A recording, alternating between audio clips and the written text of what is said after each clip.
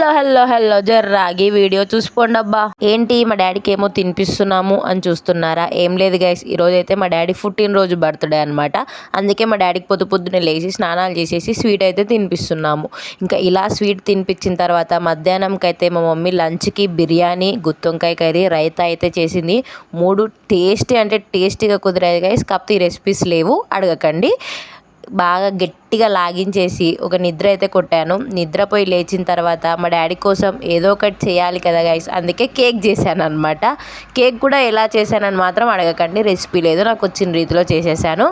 ఇంకా కేక్ చేసి పెట్టిన తర్వాత దానిపైన ఏదో కొద్దిగా డెకరేట్ చేశాను అన్నమాట. జెమ్స్తో, జీడిపప్పుతో అలా డెకరేట్ చేసి పెడితే మా కన్నయ్య తీసుకొచ్చి మా డాడీ చేతితో cut చేయించాడనమాట.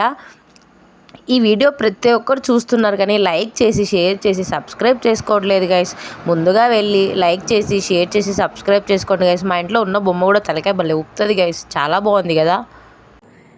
Happy birthday to you, happy birthday to you, happy birthday to dear daddy, happy birthday to. ఇది చూడండి, ఇక్కడ చూడు.